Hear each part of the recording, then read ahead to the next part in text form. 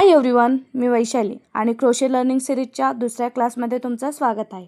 आपल्या पहिल्या क्लासमध्ये आपण क्रोशे हुक आणि यानबद्दल बेसिक माहिती घेतली होती. तर आज आपण हुक कसा धरायचा, यान कसं होल्ड करायचं, स्लिप नॉट कसं बनवायचा आणि चेन स्टिच कशी करायची हे शिकणार आहोत. तर चला सुरुवात करूया. सर्वात पहिले हुक कसा धरायचा. मी मागच्या क्लासमध्ये तुम्हाला नाईफ ग्रिप आणि पेन्सिल ग्रिपबद्दल सांगितलं होतं. मी नाईफ ग्रिप वापरते. नाईफ ग्रिपमध्ये हुक वरून धरला जातो, अगदी आपण नाईफ धरतो तसं. बघा, माझा अंगठा आणि तर्जनी म्हणजे इंडेक्स फिंगर हुकच्या ह्या फ्लॅट भागावर आहेत. ह्या ग्रिपमुळं हुकवर चांगला कंट्रोल मिळतो आणि स्टिचेस करायला सोपं जातं. तुम्ही पेन्सिल ग्रिप किंवा नाईफ ग्रिप यापैकी कोणतीही ग्रिप वापरू शकता. दोन्ही पद्धती योग्य आहेत. पण ह्या क्लासमध्ये मी नाईफ ग्रिप वापरणार आहे, म्हणून पुढील स्टेप समजायला तुम्हाला सोपं जाईल. आता यान कसं होल्ड करायचं ते बघूया. सुरुवातीला ही स्टेप थोडी अवघड वाटेल, तरी काळजी करू नका. प्रॅक्टिसने सगळं सोपं होतं.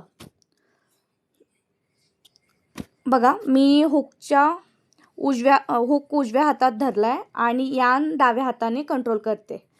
यान मी करंगळीवरून घेते. नंतर हे मिडलमधले जे 2 फिंगर आहेत त्याच्यावरून करंगळी मिडलचे 2 फिंगर त्यावरून घेऊन आणि इंडेक्स फिंगर आहे त्याच्यावरून असं टर्न करून घेते. यामुळे यानवर चांगला कंट्रोल राहतो आणि स्टिच करताना यान सहज पुढे येतो.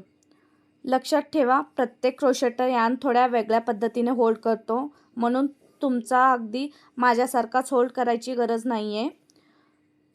तुम्हाला कम्फर्टेबल वाटलं पाहिजे आणि यानवर कंट्रोल मिळालं पाहिजे. बस इतकंच.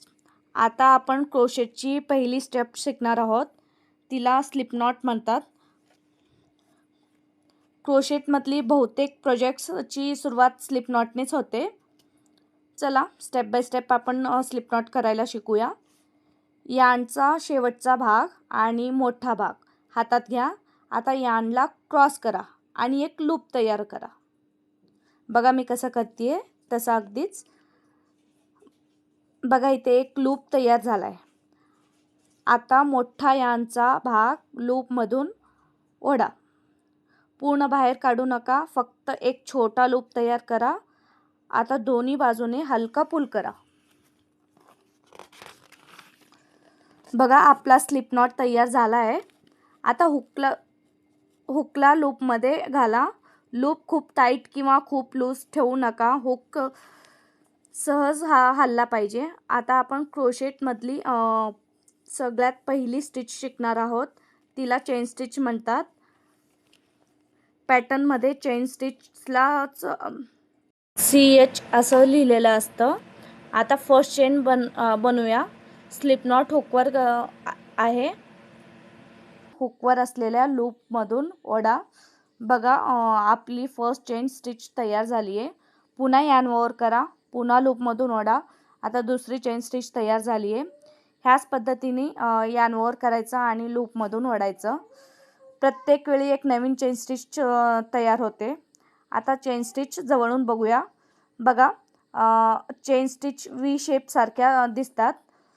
प्रत्येक V म्हणजे एक चेन स्टिच असते, म्हणून स्टिचेस काउंट करताना आपण V शेप मोजतो. सुरुवातीला चेन खूप टाईट किंवा खूप लूज करू नका. खूप टाईट चेन स्टिच असेल तर पुढच्या स्टिचेस करायला त्रास होतो आणि खूप लूज चेन स्टिच असेल तर स्टिचेस नीट दिसत नाहीत. म्हणून चेन कम्फर्टेबल आणि समान ठेवायचा प्रयत्न करायचा. सुरुवातीला परफेक्ट जमलं नाही तरी काही प्रॉब्लेम नाही. प्रॅक्टिसने सगळं जमायला लागेल. आजचा क्लास आपला इथं संपतो. आजचा होमवर्क म्हणजे स्लिप नॉट 5 ते 10 वेळा बनवायचं प्रॅक्टिस करायची आणि कमीत कमी 20 ते 30 चेन स्टिचेस बनवायचा प्रयत्न करायचं. तर आज आपण हुक कसा धरायचा, यान कसं होल्ड करायचं, स्लिप नॉट आणि चेन स्टिच शिकलो. व्हिडिओ आवडला असेल तर चॅनलला सबस्क्राईब करायला विसरू नका. काही प्रश्न असतील तर कमेंटमध्ये नक्की विचारा किंवा इन्स्टावर DM करून फोटो पण पाठवू शकता. भेटूया पुढच्या क्लासमध्ये.